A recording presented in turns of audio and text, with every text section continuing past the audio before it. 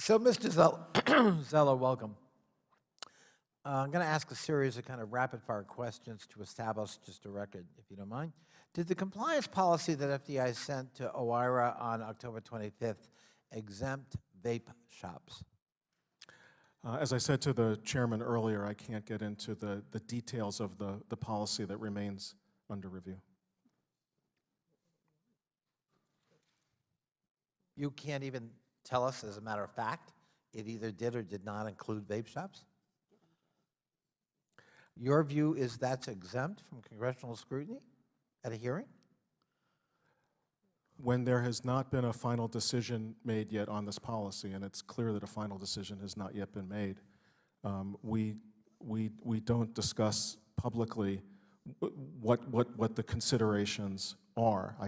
It's been accurately reported that the agency submitted the guidance to OIRA. It's been accurately reported, including on the OMB website, that OIRA cleared the guidance. But as I said earlier to the chairman, there are these parallel ongoing policy-related discussions going on.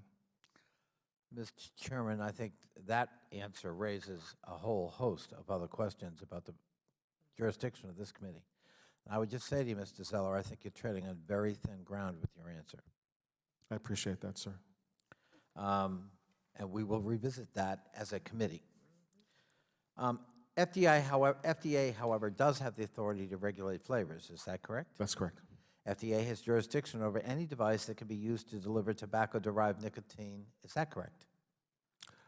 That's correct. Different types of authorities, but yes. Yes. FDA has jurisdiction over e-liquids. Is that correct? As long as it's part of something that meets the statutory definition of a tobacco product. Correct. Yes. FDA even has jurisdiction over nicotine-free e-liquids as a component or part of a tobacco product if it's reasonably expected to be used with a tobacco product. Is that correct? Exactly. That appears to cover the range of things sold at a vape shop. So FDA certainly has the authority to regulate flavors wherever they're sold, be it a gas station, convenience store, or a vape shop, following that logic. Correct. That's correct. In fact, the Tobacco Control Act prevents FDA from, quote, prohibiting the sale of any tobacco product in face-to-face transactions by any specific category of retail outlets. So FDA couldn't ban gas stations from selling flavors while allowing vape shops to continue, could it? I think that's an accurate reading of the statute. So I can't envision any way to exempt vape shops from a flavor ban in light of those previous answers. You're a lawyer, Mr. Zeller. Is there any legal way for a hypothetical flavor ban to conceivably exempt vape shops? I think that your reading and interpretation of the statute is accurate, and I think that under the law we would not be able to differentiate between types of retail outlets. According to FDA and CDC's 2018 National Youth Tobacco Survey, almost 15% of kids reported buying e-cigarettes from a vape shop in the last 30 days, compared to just 8.4% who bought them from a gas station or a convenience store.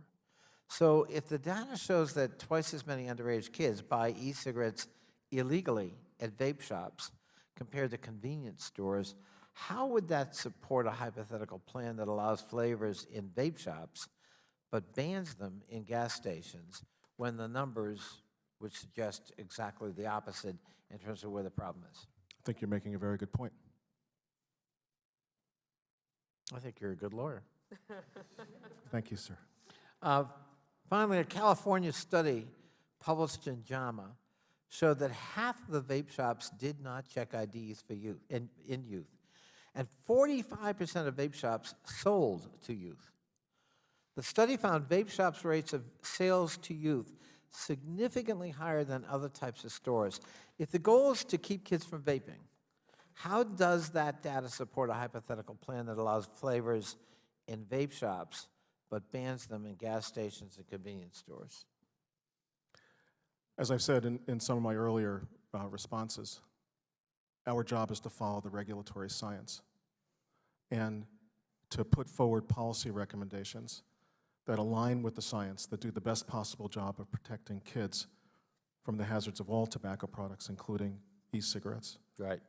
That's a very good bureaucratic answer, but I prefer it when you wear your lawyer's hat and answer, that's a very good question. That was a very good question. Yes, I thought so. All right.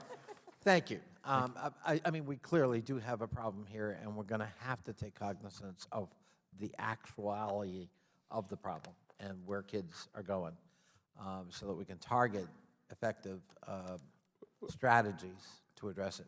Mr. Connolly, I agree, and while we have chuckled in our exchange, that shouldn't belie the seriousness with which we are taking this issue and trying to do the right thing. Thank you.